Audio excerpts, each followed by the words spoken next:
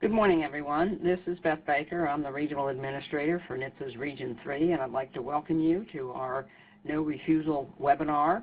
This is a topic that we've been interested in for several years, and we've been working to try to get some no refusal workshops or operations going in our states.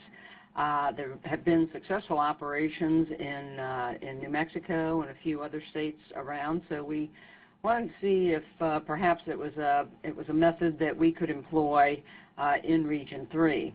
With the upcoming alcohol crackdown, we thought it might be a good time for the states to explore this in a little more detail and try to figure out if it's something that might work in their states.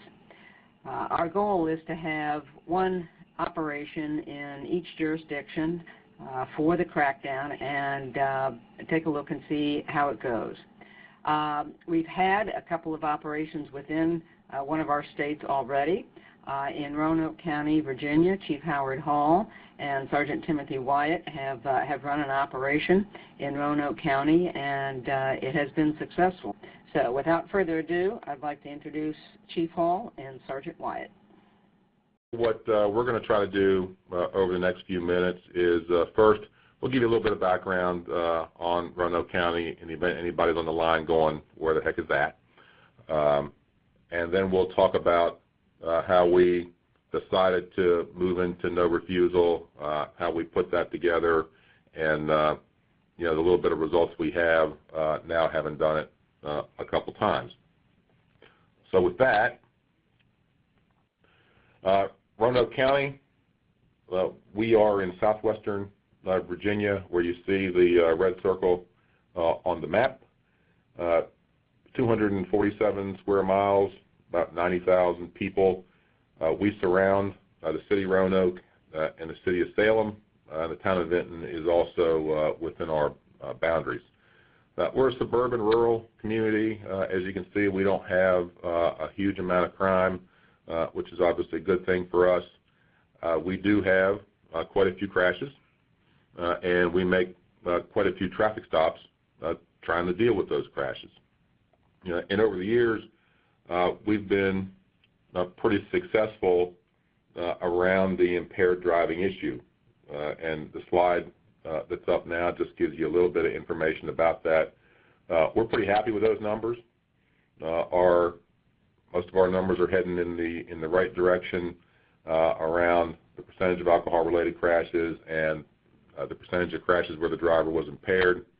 I'll point out in the fatality that one of our two alcohol-related fatalities last year was a impaired pedestrian who, as it was described to me, actually ran into a car on the road. So it was kind of interesting. The driver of the car, however, was completely sober. We're fortunate to be able to have the resources and the support to work on this problem. Sergeant Wyatt is a senior member of our department.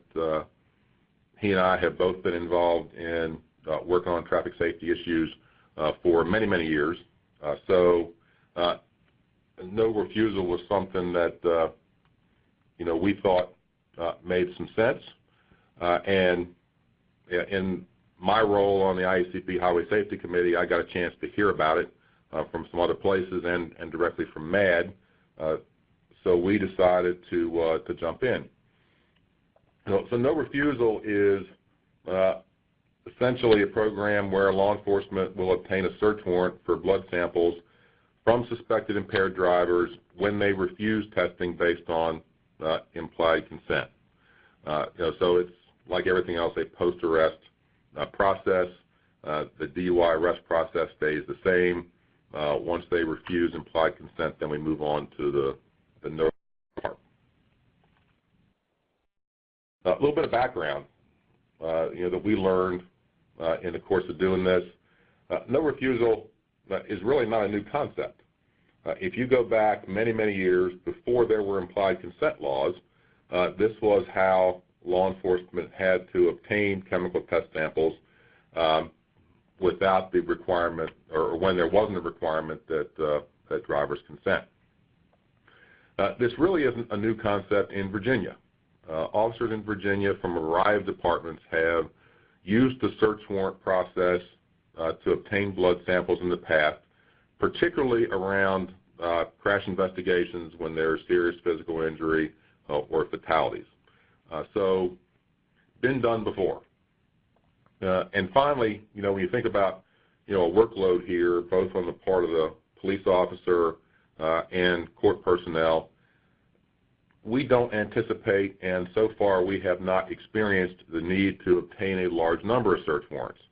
Our stats show us that about 80% of our DUI arrests result in a consensual test, and we believe that the process of no refusal will actually make that a little bit higher when people realize that if they don't just go ahead and consent, we're going to apply for the warrant. We feel like that's probably another motivation for them to just go ahead and comply. Now some of the first issues that pop up when you start to think about getting a search warrant and involuntarily taking somebody's blood is, how's this going to be looked at legally? First, and I like to underline this, we all know driving is a privilege. And it's interesting, when I talk about no refusal publicly, the internet feedback I get really tends to attack this particular concept. There's a lot of people out there that believe it's their right. To some degree, I'm trying to do everything I can to correct that misperception. But given that, Virginia law requires drivers arrested for DUI to consent to chemical testing. So we've got a pretty strong implied consent law. Now, legally, in general, constitutionally, the mechanism that's provided to law enforcement, not just for this particular issue, but for any type of search, to obtain evidence from protected areas is the search warrant. So again, this isn't something new. Law enforcement's been using search warrants for hundreds of years at this point. And by court decision, the search warrant is the preferred method of obtaining this evidence as opposed to using an exception. An important point about this is, that when you're obtaining a search warrant, the application in Virginia is presented to a magistrate.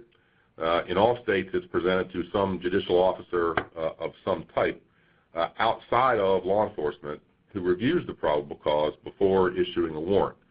So this is not a police officer or deputy sheriff or trooper deciding to take someone's blood involuntarily.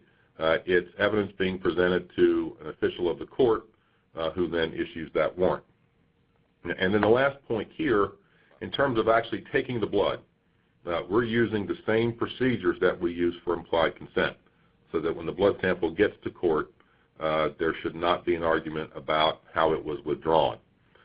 There are a couple of changes in the way that we have to handle the sample after we take it, and Sergeant Wyatt will get into those in a couple minutes. All of this is based on a couple of Supreme Court cases that are important on this issue. The first one that you see, Schmerber versus California, decided almost 50 years ago. Again, before implied consent was relatively common, that case upheld the non-consensual withdrawal of blood in DUI cases and ruled that the analysis of that blood was admissible evidence in court during the trial of the defendant. So again, way back.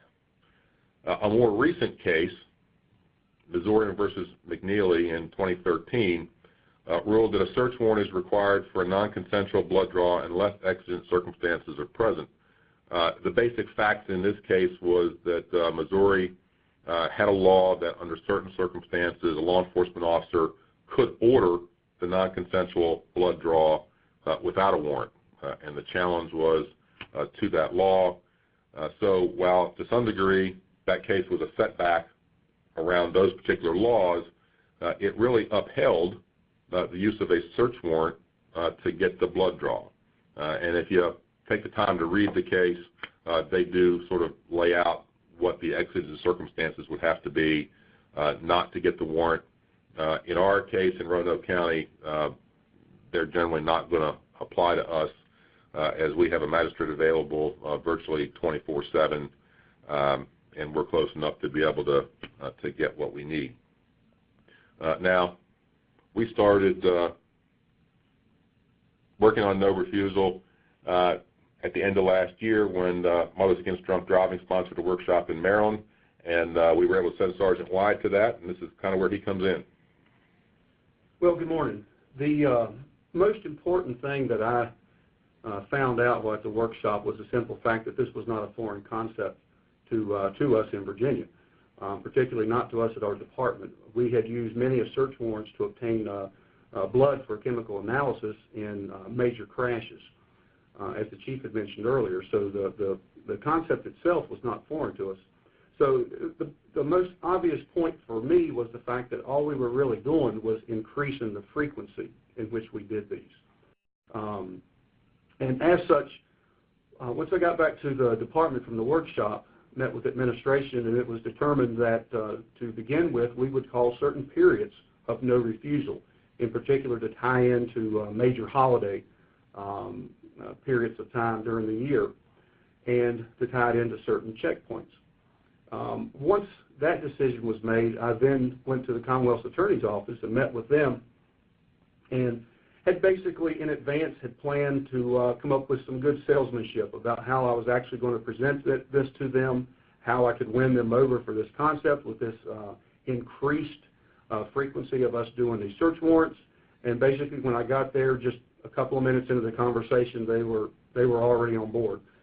They obviously had shared our interest in reducing the number of alcohol-related crashes that occur in Roanoke County. So the next thing we looked at was simply what challenges could we face with instituting this program. And as such, we came up with a list of some people to contact.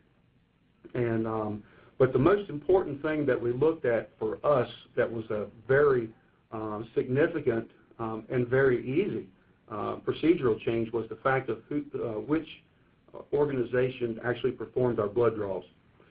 In Roanoke County, we historically have taken all of our arrestees for blood draws to a local hospital, and we have 2 local hospitals depending on the circumstances and where we were when we encountered the person. And one of the concerns with that was the fact that sometimes our officers may have to sit there for an extended period of time waiting for an actual blood draw to occur. Obviously, there's always some concerns, too, once you bring somebody who is under arrest in handcuffs into a facility with so many people around, concerns of both officer and public safety. As such, we decided, after looking at Virginia law, we felt that it was a natural next step to inquire with our sheriff's office to see if their medics could actually begin the blood draws for us. We met with the sheriff for Roanoke County, and he eagerly agreed to assist with this. And we met with their sergeant in charge of the medics and went over the program with him, and he was readily acceptable to that. And so the very next step that we took was to actually draw up a court order, which was presented to our chief circuit court judge, and he signed off on that, allowing the Roanoke County medics in the sheriff's office to actually do our blood draws. As stated earlier, that was a major milestone for us because now our officers had basically one-stop shopping. They could make an arrest, then go straight to the magistrate's office, and which is located at the Roanoke County Jail. And if they had an incident of no refusal, where the driver had actually refused, then at the same location they could apply for the search warrant, then contact the medic on duty 24/7, and a blood draw could be performed immediately thereafter. In terms of procedural and training with our officers, what we ended up explaining, the only real deviation from the implied consent procedure was the fact that in Virginia, under implied consent, once the blood is obtained and is packaged, it can be mailed to the Department of Forensic Science. That is an exception granted only to implied consent cases. As such, the only procedural change was simply that the officer, once he obtained that packaged blood from the medic, he would then transport it to our police department, place it into evidence, and then our evidence custodian will transport it to the Department of Forensic Science within a couple of days, and then the testing would begin. The only additional change was in training our officers was to have them on the certificate for request for analysis to actually write on that the blood was obtained with a search warrant, and that would kind of start the process for DFS to do additional testing other than just blood alcohol. We then began to start the public education, and obviously we enlisted the assistance of local media to help us with that. We also turned to our electronic media, being Facebook and Twitter, and our Facebook page, our web page. And our whole point, and when we decided to educate the public, the biggest point, there were two big points that we wanted to stress. One was the simple fact that all we are attempting to do is to further reduce our alcohol-related crashes in Roanoke County. And then secondly was trying to make a strong point that this no refusal did not begin until after a person had already been arrested for driving under the influence and had refused a chemical test. Once we started this media campaign, I did receive a few phone calls from the public, and all except for one person who basically informed me that he had the legal right, constitutional right, to drive impaired. Other than that one phone call, all the others, once the person understood that this no refusal did not kick in, the search warrant process did not kick in until after a person had been arrested and they had refused a chemical test, not a single person had a complaint that I had spoken to. And that was close to about a dozen people who had called in with just some questions about it. And there seemed to be, even though our message was clear, there were a few people that seemed to think that if we ran a checkpoint as people drove through, if we smelled alcohol, we would just put them to the side and draw blood. So it took some grassroots efforts with these a couple of phone calls, explaining to these people that that was not the case. And as I stated, other than one person, everyone else, when the conversation was over, was very happy with the process because they could see the fact that the only thing we were trying to do was just to reduce our incidence of impaired crashes in Roanoke County. I want to talk about the Board of Supervisors for a minute. The government structure in Roanoke County is a 5-member Board of Supervisors. They appoint the county administrator. I report to the county administrator as the police chief. Prior to doing this, I had briefed the county administrator on what we were going to do. Now, I will say, as you start to brief people about this, you do get some funny looks. And it does take a little explaining, as Sergeant White just pointed out, to help them understand what we're really talking about.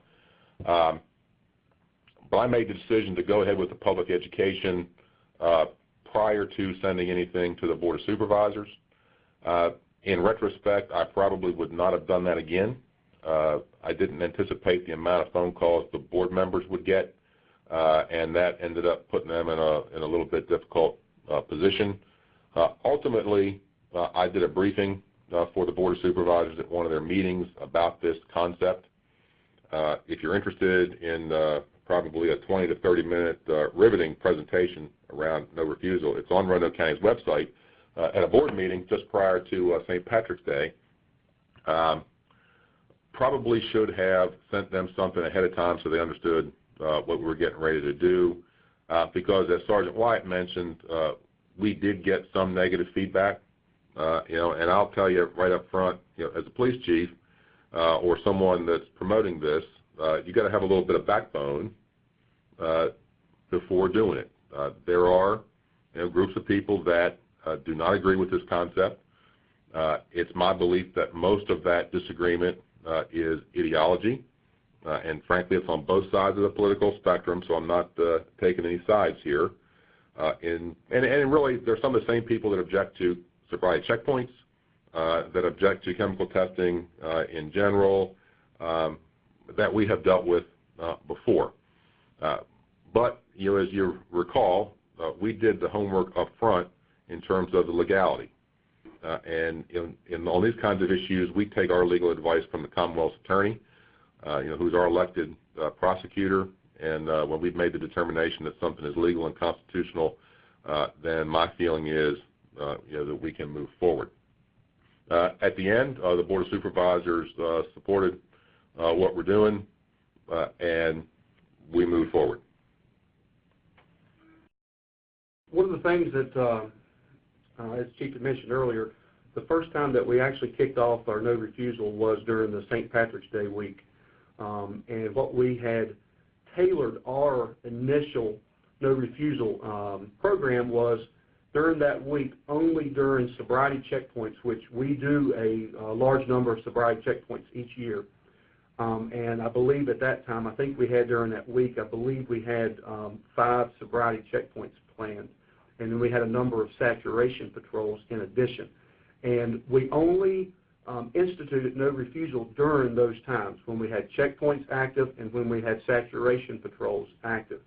What was important to note was, first off, we did not have a number of DUI arrests to be expected since our alcohol-related crash rate is low, and the fact that overall our number of arrests have been dropping.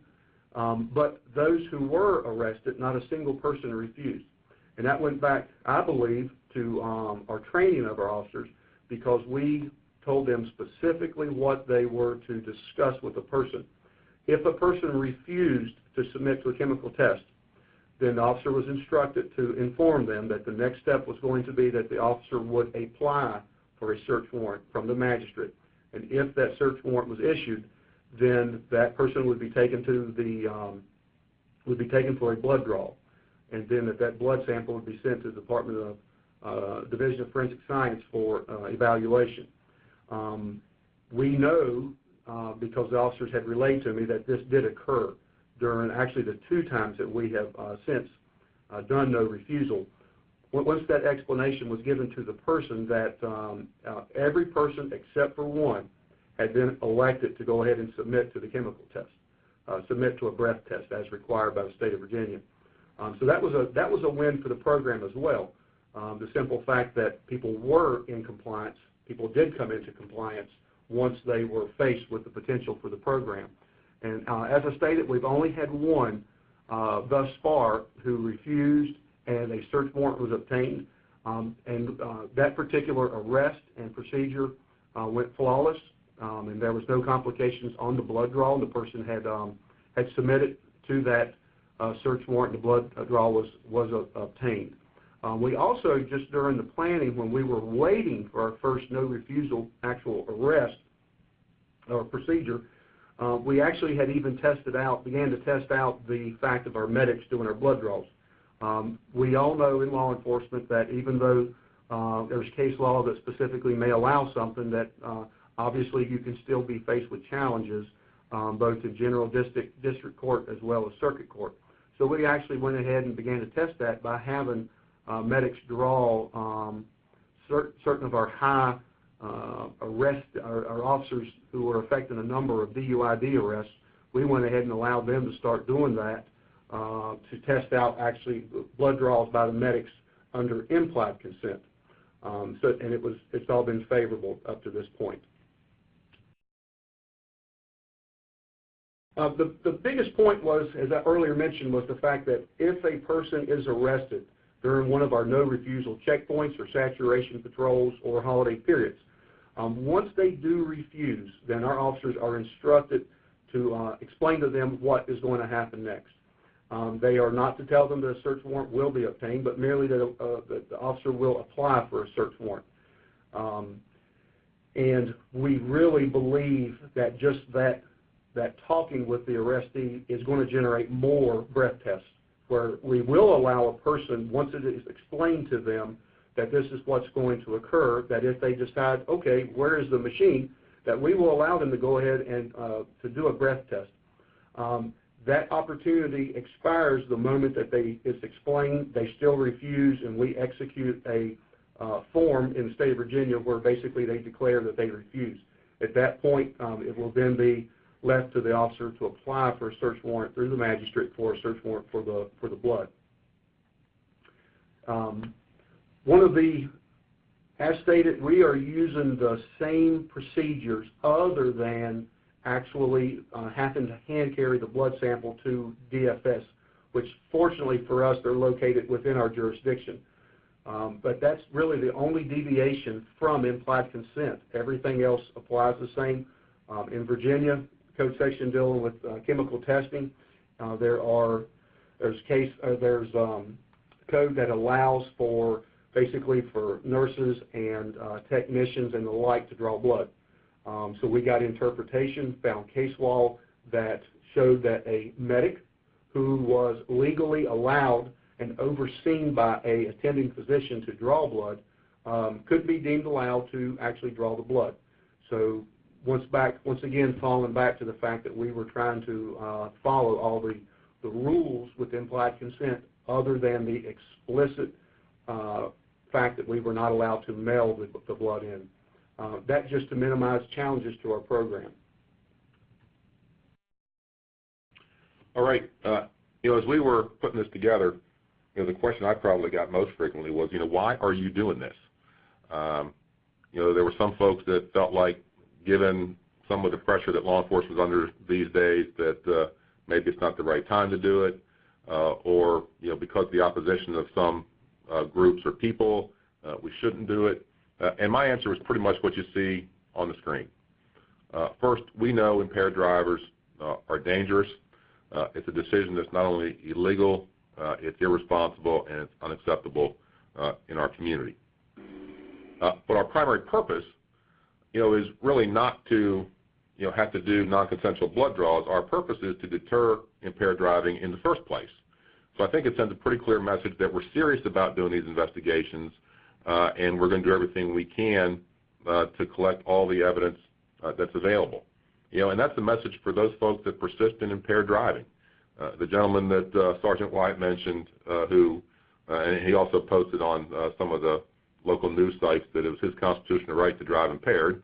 The message to him is, if you choose to do that, we're going to take every lawful step to obtain the evidence that's needed by the court to determine guilt or innocence.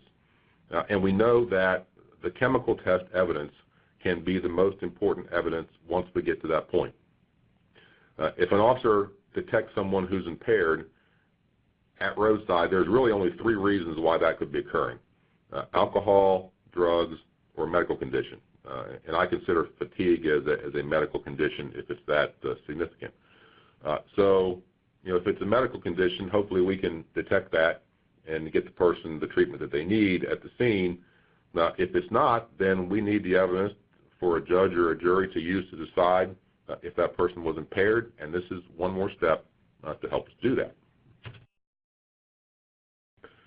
Now to kind of wrap things up, one, an important part of us being able to do this is the really high level of cooperation that we have in the Roanoke Valley amongst our law enforcement agencies and other parts of the criminal justice system. As Sergeant Wyatt mentioned, our Commonwealth Attorney has been very supportive of this. Not only did he look at the legal ramifications to make sure that it was acceptable and appropriate, he supported our process of getting it done. Our Chief Magistrate, from the very beginning, has been extremely supportive. In fact, when I first called him, before MAD had their workshop, he wanted to attend the workshop. And had it not been for a mandatory statewide meeting that he had to go to, we would have tried to make that happen. And then, of course, our Sheriff's Office. Sergeant White mentioned one-stop shopping. When our officers make an arrest, they transport them to the Roanoke County Jail, where they're processed and taken into the jail. That's where the magistrate's office is. Everything we need to do that is in one place. And the whole process takes place without us ever having to move that arrestee again. And the fact that we can now use those jail medics for essentially all of our blood draws, with the exception of those that have to go to the hospital for treatment, is a huge benefit. It's going to keep our officers from having to make those transports. It's going to keep arrestees out of emergency rooms and make everybody a little bit safer. But we're using no refusal as just another tool that we're adding to our arsenal, so to speak, in our overall effort to eliminate impaired driving. We're pretty proud of the progress that's been made here. As I mentioned before, our percentage of impaired driving crashes is just under 7%. And we've actually, over the last few years, seen fewer DUI arrests. And that's not because we've made fewer efforts. Our number of checkpoints and saturation patrols has remained pretty consistent. We're trying to send a message to the citizens that we have, and it's the vast majority of them, that drive safely, that want to live in a safe community. The message is we're going to do everything we can to deter impaired driving and keep those roads safe. To those who might decide to drive impaired, the message is we're going to do everything we can lawfully to detect, apprehend, and convict those drivers. So, as Sergeant Wyatt mentioned, we've done 2 no refusal weekends at this point. The first one around St. Patrick's Day, while we had some DUI arrests, they all complied. The second was over the Memorial Day weekend, and we had 1 person that refused. We did obtain the search warrant, and we successfully obtained the blood sample that's now pending analysis and court proceedings. We're going to continue to do this around the holiday campaigns and DUI-related campaigns now and into the future, and we will ultimately, as this plays itself out in court and we're comfortable with the process, probably use it a little bit more frequently, particularly when our officers make arrests for DUI during a serious crash investigation where there's injury or fatality, as well as repeat offenders.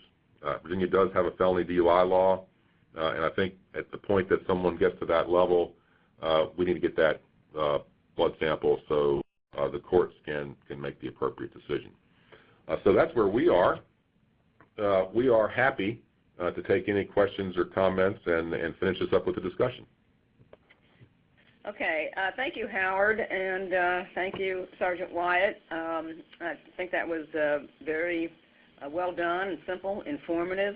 I hope that the states can take that those guidelines and perhaps come up with a plan to implement something in their own jurisdiction.